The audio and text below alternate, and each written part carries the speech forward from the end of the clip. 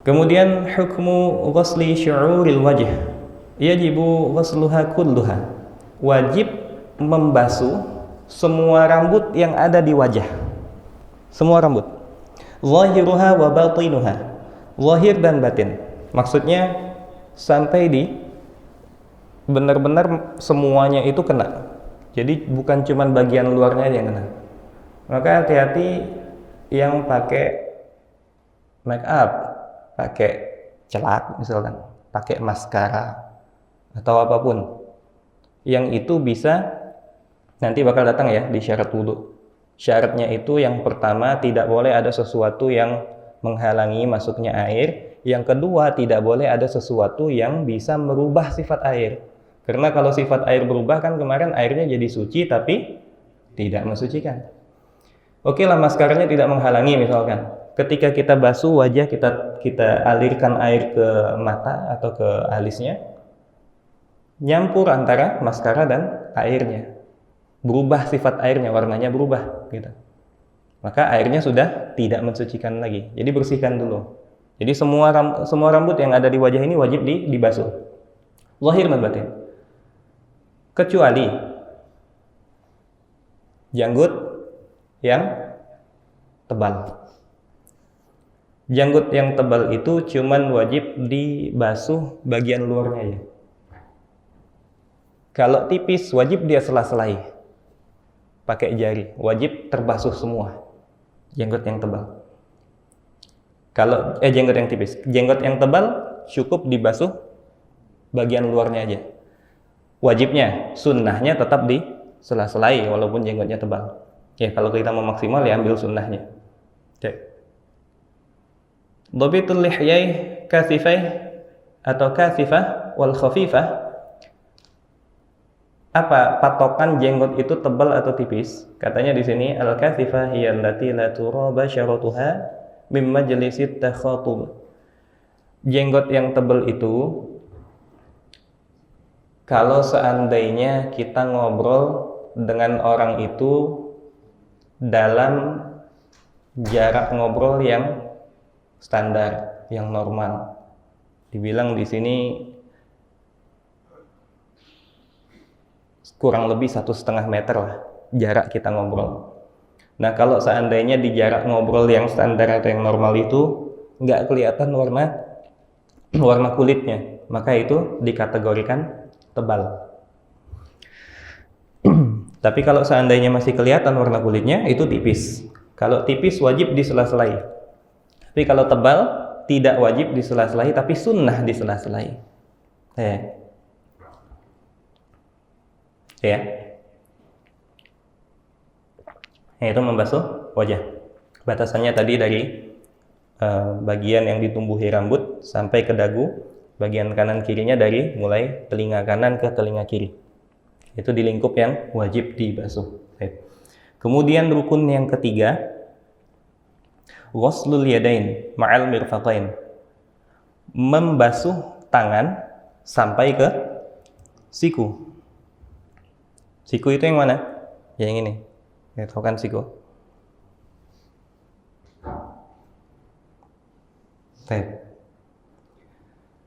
Ada ustadz yang cukup ternama, kita pernah lihat videonya. Ya, beliau bilang, dalam Al-Quran, ya, bahasanya itu wa aydiyakum ilal marafiq, dan tangan sampai ke siku. Jadi kalau ada yang wudhu dari siku sampai ke tangan, itu keliru, beliau bilang begitu. Nah itulah akibat terlalu tekstual. Jangan terlalu tekstual. Tidak semua yang sampai itu menunjukkan awal dan akhir. Contohnya apa? Contohnya kita masang karpet masjid. Kita ngomong ke tukang karpet, tolong ini ruangan masjid dipasang karpet. Dari mana sampai mana Pak? Dari depan sampai belakang. Pokoknya dari depan sampai belakang tolong dipasang karpet semua. Oke. Terus tukang karpetnya masangnya dari belakang dulu, tapi sampai ke depan. Benar nggak dia? Ya enggak masalah. Yang diminta dari depan sampai belakang itu dipasang karpet. Dia mau mulai dari mana terserah dia. Yang penting dari depan sampai belakang terpasang karpet. Ya begitu. Jadi tidak semua ila itu menunjukkan awal dan akhir. Begitu juga dalam wudu. Tidak disyaratkan harus mulai dari ujung jari. Bahkan ada tafsilnya nanti. Dalam mazhab Syafi'i itu berbeda. Disunnahkan dari mana? Apakah disunnahkan wudu itu dari ujung jari sampai ke siku, atau dari siku sampai ke ujung jari? Itu berbeda, tergantung yang nuangkan airnya siapa. Itu nanti bakal datang pembahasannya.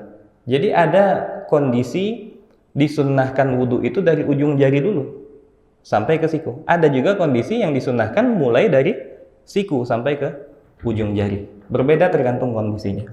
Ala kulli hal, yang wajib adalah semuanya terbasuh air. Mau dia mulai dari siku, mau dia mulai dari ujung jari, mau dia mulai dari pergelangan, terserah. Yang penting semua bagian antara ujung jari sampai ke siku terbasuh dengan air. Itu wajibnya. Wa yajibu ghuslu juz'in minal 'adud liyata'akkada min ghuslil yadi kulliha. Liqa'idah ma la yatimmul wajibu illa bihi fahuwa wajib. Dan wajib diwajibkan membasuh sedikit di atas siku. Wajib. Liyata'akkada min ghuslil yadi kulliha. Tujuannya apa? Supaya yakin seluruh siku itu terbasuh dengan air. Sesuai dengan kaidah ma la yatimul wajibu illa bihi fahuwa wajib. Sesuatu yang wajib yang tidak sempurna, ini kaidah fikih ya. Sesuatu wajib yang tidak sempurna pelaksanaannya kecuali dengan melakukan sesuatu yang lain, maka sesuatu yang lain itu juga dihukumi wajib. Kita tidak bisa jamin seluruh siku ini bakal terkena air kecuali dengan sedikit melebihkan ke atas. Makanya kalau seandainya ada yang wudu, dia gulung bajunya cuman sampai pas-pasan ke siku, 90% wudunya tidak sah. Apalagi di bawah siku ya, begini. Nah, ini tidak sah. Atau pas-pasan begini. Lu kan nanti dibasahin ya. Kalau mau dibasahin kenapa digulung? Mending basahin sekalian semuanya. Kan digulung kan supaya tidak dibasahin gitu. Jadi gulungnya agak naik lagi di batas sedikit naik dari siku. Beginilah kurang lebih. Jadi semua sikunya terbasuh dengan air. Kaidah ini berlaku umum ya. Aurat laki-laki di depan wanita atau di depan laki-laki lain itu dari mana sampai mana? Aurat laki-laki. Aurat laki-laki ada berapa? Aurat laki-laki ada berapa? Aurat wanita ada berapa? Aurat wanita ada berapa? Aurat itu berbeda tergantung siapa yang ada di depan kita. Jadi aurat itu bukan cuma satu. Aurat wanita ada 5. Ada aurat ketika sendiri, ada aurat ketika di depan mahram atau di depan wanita muslim yang adil, ada aurat di depan wanita kafir atau wanita fasik, ada aurat di dalam sholat, ada aurat di depan suami. Ada 5 aurat wanita, beda-beda. Aurat ketika sendiri wajib menutupi kubul dan dubur. Aurat ketika di depan mahram wajib menutupi antara pusar dan lutut. Aurat wanita di depan wanita yang muslim sama, menutupi antara pusar dan lutut. Kalau di depan wanita kafir atau wanita yang muslim tapi fasik, hobinya gibahin orang misalnya, atau tidak pakai hijab, dia fasik ya, itu ya, dosa besar itu. Itu boleh menampakkan leher ke atas, siku ke bawah, lutut ke bawah. Jadi tidak boleh pakai baju kaos biasa aja depan wanita fasik atau wanita kafir. Aurat di dalam sholat semua wajib ditutupi kecuali wajah dan telapak tangan. Aurat di depan suami tidak ada aurat. Satu lagi, di depan yang bukan mahram, maka semua wajib ditutup, termasuk wajah di dalam mazhab Syafi'i menurut pendapat mu'tamad. Jadi cadar itu dalam mazhab Syafi'i memang wajib. Aurat laki-laki ada berapa? Aurat ketika sendiri, aurat ketika di depan laki-laki lain atau di depan wanita yang mahram. Aurat di depan wanita yang bukan mahram, aurat di dalam salat, dan aurat di dalam salat sama dengan yang di depan laki-laki atau di depan wanita mahram. Dan aurat di depan istri ada 4. Aurat ketika sendiri wajib menutupi kubul dan dubur. Jadi tidak boleh kita sendirian, tidak pakai apa-apa kecuali ada hajat, mau fitrah kemarin, mau mencukur bulu kemaluan atau apa segala macam, mau mandi boleh. Cuman kalau tidak ada hajat tidak boleh, wajib ditutupi kubul dan dubur. Aurat di depan wanita lain yang mahram atau di depan laki-laki dari mana? Dari mana? Antara pusar dan lutut. Aurat di depan wanita yang bukan mahram, kalau di dalam kitab ini jami'ul badan, semua badannya wajib ditutup. Jadi ada yang nge-gym, badannya jadi, depan wanita lain yang bukan mahram buka baju dia. Haram, tak boleh. Mengundang syahwat. Bahkan kemarin ada ada laki-laki yang deportasi kan. Alasannya kenapa? Terlalu ganteng katanya. Bisa bikin syahwat sampai dideportasi ke luar negeri. Insyaallah. Aurat di depan istri tidak ada aurat. Nah, di depan laki-laki atau di depan wanita yang mahram tadi, antara pusar dan lutut. Pertanyaannya, pusar dan lutut itu wajib ditutup enggak? Kan auratnya antara pusar dan lutut. Pusar dan lututnya wajib enggak ditutup? Inilah kaidah ini juga berlaku. Ma la yatimul wajibu illa bihi fahuwa wajib.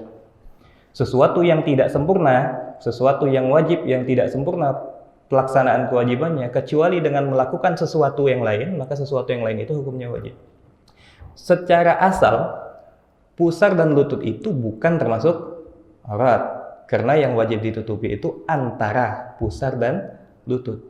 Tapi kita tidak bisa memastikan bahwa seluruh bagian antara pusar dan lutut itu bisa tertutupi dengan sempurna kecuali dengan menutup pusar dan lutut itu sendiri. Maka menutup pusar dan lutut itu menjadi wajib hukumnya untuk memenuhi kewajiban menutup aurat.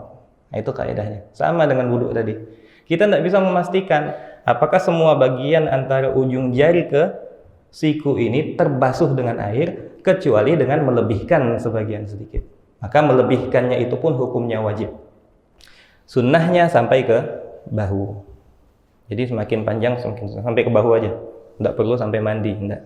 Sampai ke bahu disunnahkan. Cuman melebihkan sedikit hukumnya wajib. Itu ya, membasuh tangan. Rukun yang keempat, mashu ba'dhin min basyaratir ra'si aw sya'rih. Mengusap. Kalau tadi ghuslu, kalau yang ini mashu. Apa beda ghusl dan masah? Kalau ghusl itu adalah mengalirkan air, membasuh itu airnya itu dialirin. Kita ambil airnya, kemudian kita alirin, baru kemudian kita ratakan. Tidak boleh kita wudhu pakai batu es batu, terus kita ratain. Nah, itu bukan mengalirkan, itu mengusap namanya.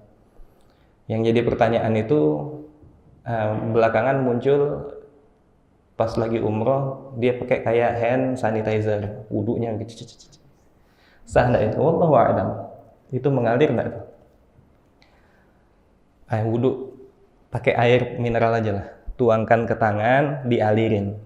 Enggak mesti sampai basah. Yang penting airnya mengalir, kemudian boleh diratakan. Selagi tangan masih di anggota wudu, itu boleh diratakan. Asalkan tangannya tidak lepas. Itu nanti pembahasannya di syarat sah wudu. Itu kalau mengalirkan, ghusl, membasuh. Kalau mengusap itu tidak mesti airnya mengalir. Cukup dengan sisa-sisa air itu udah boleh, udah wajib, udah sah. Kita celupin tangan ke gayung atau ke ember. Sudah dicelupin, diangkat, sisa-sisa air yang ada itu yang ditaruh di anggota wudu. Itu mengusap namanya. Sama dengan mengusap khuf. Khuf itu sepatu yang banyak syaratnya ya. Itu nanti bakal datang di bab mashu 'alal khuffain, mengusap khuf. Khuf juga sepatu itu untuk menjadi pengganti dari membasuh kaki, itu cukup dicelupkan tangan kita ke air, kemudian sisa airnya itu dibasuh ke sepatunya, sah. Dengan banyak syarat. Rambut begitu juga. Jadi kita tidak mesti airnya itu kita ambil, kita alirkan ke rambut, tidak. Cukup dengan mengusap. Apa yang wajib diusap? Di dalam mazhab Syafi'i, ba'dim min basyaratir ra'si au sya'rih fayakfi walau ba'du sya'rih. Yang wajib diusap itu adalah kepala atau rambut yang ada di kepala. Rambut yang ada di kepala. Maksudnya gini, ada yang rambutnya sebahu. Wanita lah yang banyak ya. Terus ketika wudhu, yang dibasuh itu rambut yang di sini. Ini kan di luar kepala. Nah, ini tidak sah. Jadi harus rambut yang di daerah kepala. Rambut yang di bagian kepala. Walau cuman sedikit. Nah, ini ringannya mazhab Syafi'i. Jadi kalau wanita misalkan mau wudhu, malas buka hijab, malas buka kerudung, asalkan yakin wajah tadi bisa terbasuh semua, ketika mengusap kepala, dia cuma ambil air, kemudian ditetesin ke kerudungnya, airnya meresap, kena ke rambut, sah. Jadi mudah dalam mazhab Syafi'i dalam hal mengusap kepala ini. Cukup sebagian kecil ya. Makanya ada, kita lihat di masjid ada bapak-bapak yang wudhu itu cuma gini aja. Sah memang dalam mazhab Syafi'i. Cuman yang minim lah pahalanya kan. Karena terlalu sedikit lah effortnya untuk wudhu gitu. Nah, tapi kalau seandainya kita mau ngambil pendapat yang mengatakan bersentuhan dengan yang bukan mahram itu tidak membatalkan wudhu, yang ini jangan dipakai karena ini cuma sah di dalam mazhab Imam Syafi'i. Saya nanya ke Radit misalkan, Dit, Ana mau ke makan siang di rumah makan Dendeng yang di arah ke Mandiri Telanai, tahu? Kalau dari sini kemana ya? Oh abang, kalau dari sini bisa lewat lurus, lewat pom bensin, terus saja. Nanti ketemu simpang 3 TAC sebelum McD, belok kanan, lurus saja terus. Nanti ketemu bundaran yang ada museumnya, lurus. Nanti sampai di sebelah kanan. Oke, patokan Anda yang Anda pikirin berarti cari museum, nanti ketemu museum, bundaran, Anda tinggal lurus begitu. Anda nanya lagi ke Fajar misalkan. Kemana arah jalannya? Fajar nyuruh lewat sini. Kan di sini bisa tembus ke Broni ya. Bisa ke Broni kan? Lewat sini. Ketika lewat sini nanti tembus ke Broni, lurus saja terus. Nanti ketemu bundaran museum, belok kanan kata si Fajar. Tadi Radit bilang ketemu museum, lurus. Si Fajar bilang ketemu museum, belok kanan. Ana ikutinlah jalannya si Fajar lewat sini. Pas sampai ketemu bundaran museum, Ana lurus ngikutin Radit. Nyampe enggak ke rumah makan Dendeng itu? Enggak nyampe. Karena kalau mau ngikutin jalan Radit, ya ikutilah denahnya si Radit yang Radit kasih tadi. Tidak ketemu gitu. Sama, kita mau wudhu dengan mazhab Imam Syafi'i, mengusap sebagian kepala. Ketika bersentuhan dengan yang bukan mahram, kita bilang kita tidak batal. Kenapa tidak batal? Karena menurut Imam Abu Hanifah atau Imam Malik tidak batal. Menurut Imam Syafi'i dia batal karena dia menyentuh yang bukan mahram. Menurut Imam Abu Hanifah dia belum wudhu sama sekali. Karena Imam Abu Hanifah tidak terima tuh wudhu cara begitu. Imam Abu Hanifah atau Imam Malik itu wudhunya harus sebagian besar dari kepala itu terbasuh. Jadi kita ambil air, usap kepalanya sebagian besar, baru sah. Nah, jadi itu talfik yang keliru dalam satu bab atau satu rukun yang berkaitan. Nah, itu tidak bisa. Tapi kalau seandainya dia